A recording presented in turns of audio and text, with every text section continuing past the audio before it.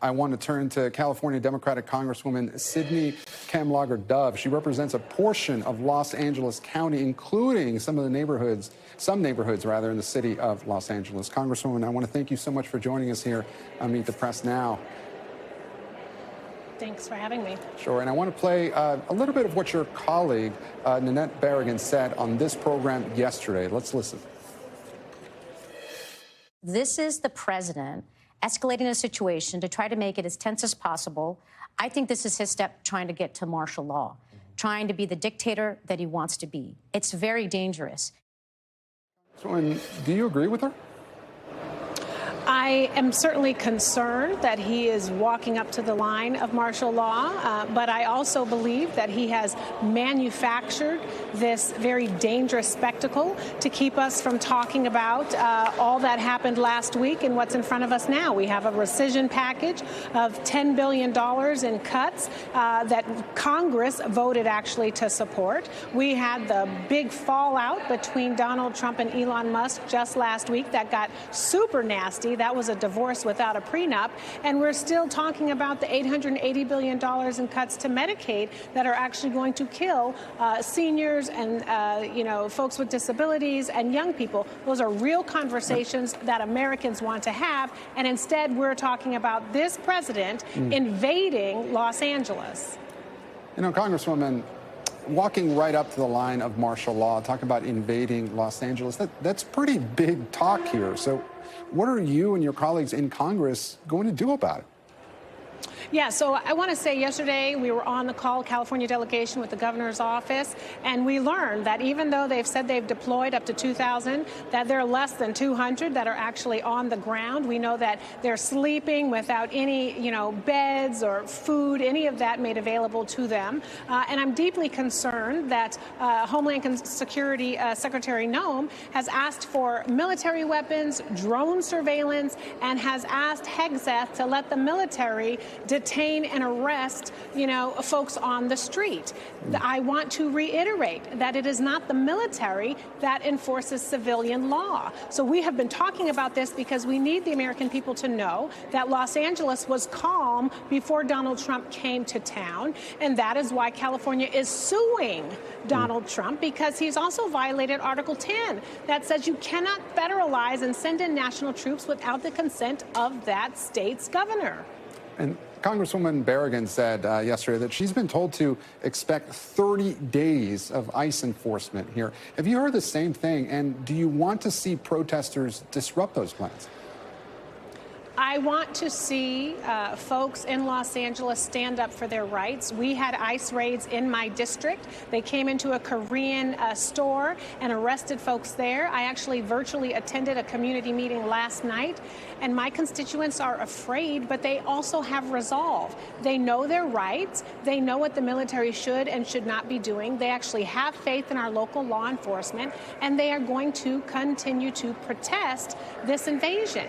David Huerta, SEIU leader, was brutalized and tased because he was actually trying to help his members fill out asylum paperwork. This is not normal in this country, and we should be standing up and saying that.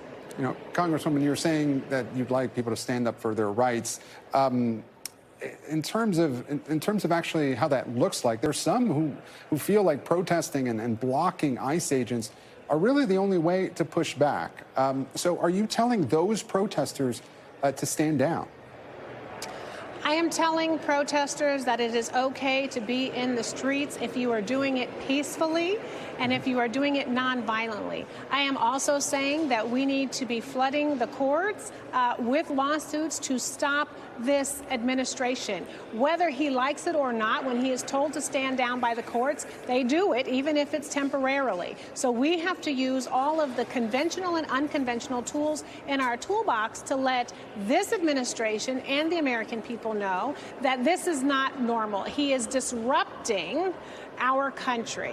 And the fact that he can go into other cities and other states and do this is also deeply alarming. Is he only going to do it into blue cities? Is he only going to go after mayors who are ethnic? I mean, how many folks in the immigrant community is he going to target? How many Americans is he going to detain and deport? These are real questions. And Congresswoman, there's, of course, been a very public back and forth between the president and California's Governor Gavin Newsom. What is your message to the governor? How would you handle this ongoing feud? I'm going to tell my governor to keep going, lean in, because it is evident that this president has respect for my governor and has blinked a couple of times. And Congresswoman, we're looking at live pictures right now of Donald Trump, the president. He is taking the stage in Fort Bragg, North Carolina, about to deliver remarks there at Fort Bragg, marking the 250th birthday of the U.S. military. Congresswoman, I want to turn to you, though. I want to give you a chance to respond to what DHS Secretary Kristi Noem said last night about L.A. Mayor Karen Bass. That's the person you succeeded in the House. Let's listen to that. I served with her in Congress before she was ever mayor. And she is a train wreck of a mayor now that is endorsing these kind of activities, has allowed her city to be completely devastated with crime. And now she's holding press conferences talking about the fact that people have the right to peacefully protest and that they're a city of immigrants. Well, they're not a city of immigrants. They're a city of criminals because she has protected them for so many years. Congresswoman, what's your response to that?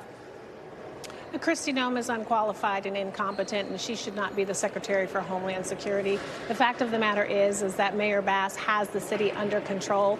This was a weekend of pride celebrations and graduations of young people before Donald Trump and Kristi Noem decided to invade Los Angeles and manufacture this spectacle to keep us from talking about a rescission package, $880 billion cuts to Medicaid, and Elon Musk going rogue on Donald Trump. So I have no intention of taking anything that she says with any seriousness. And Congresswoman, as we continue to look at those live pictures of President Trump taking the stage in Fort Bragg, I want to put up some of what he posted this morning. He says, if I didn't send in the troops to Los Angeles the last 3 nights, that once beautiful and great city would be burning to the ground right now. You obviously disagree with that, but I wanted to get your response to that specific message. Yeah, he's incredibly hyperbolic. What he actually should be focusing on is making sure that we're getting the resources that we need and the support from the State Department to prepare us for the World Cup in 26 and the Olympics in 2028. Because hopefully, hundreds of thousands of folks will be descending on our city to celebrate those 2 international events, which are also about sports diplomacy. So I wish he would focus on the task at hand rather than creating this spectacle.